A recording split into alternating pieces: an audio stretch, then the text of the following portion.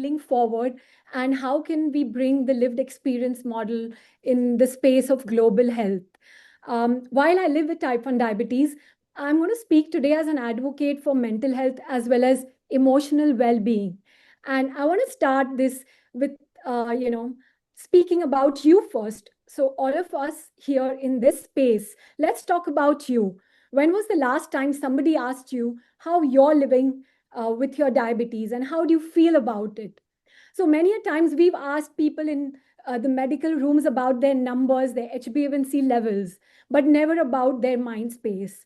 I've never been asked about how to take a correction dose, but most often I get asked about how to manage the burdening weight of the emotions that we carry, be it type 1 or type 2.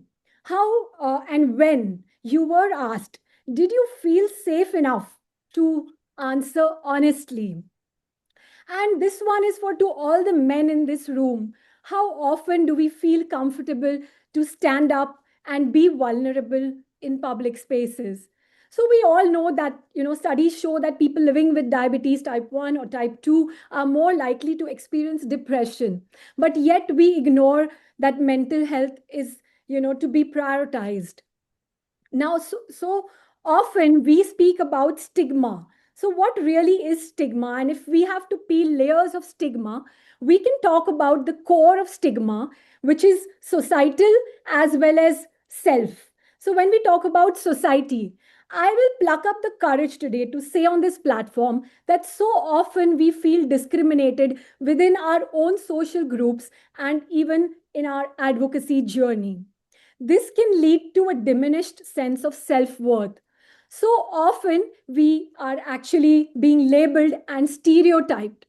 When I stepped into the advocacy space, very often I would get asked, "Oh, but you're privileged. What do you know about the underserved community?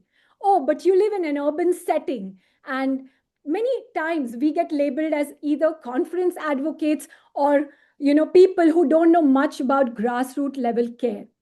But when I get asked today, what does advocacy, pave the way forward for? Advocacy is built on inclusion.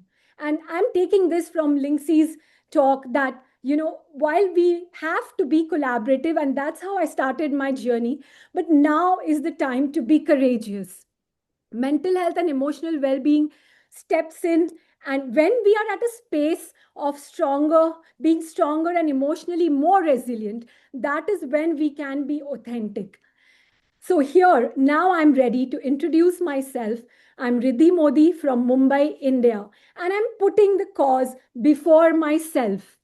My journey may be beautifully rooted in diverse experiences, but I want to share that during my pregnancy, when I had to grieve my grandmother's loss, I didn't have a space to open up because women here are taught not to show their emotions. I was at that convergence where should I care about my baby's well being and my mental health or grieve my grandmom? Going forward, I was diagnosed with LADA. I had just survived a traumatic car accident. I didn't know whether to express my grief there or hold space for my own family, balance my career as an entrepreneur.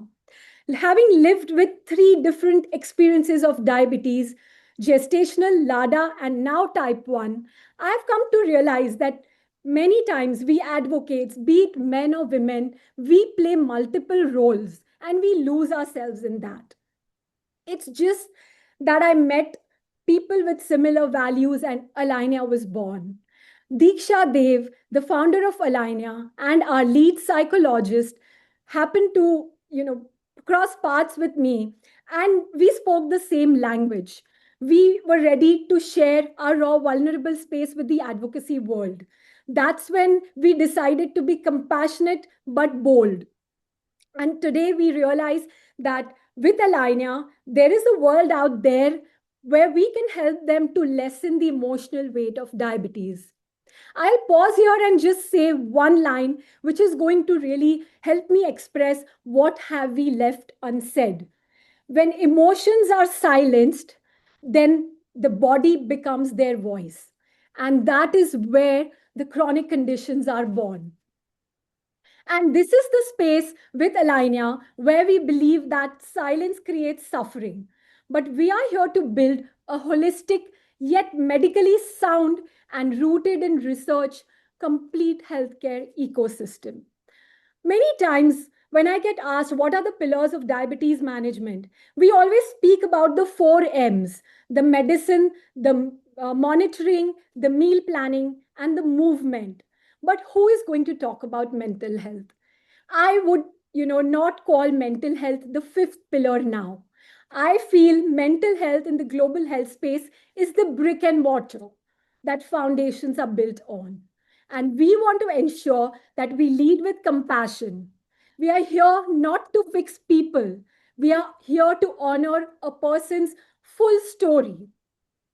Alinea stands on three powerful pillars, and we all know and we have heard about nothing about us without us. We begin with integration, embedding mental health into chronic care at the point where lived experiences are going to matter.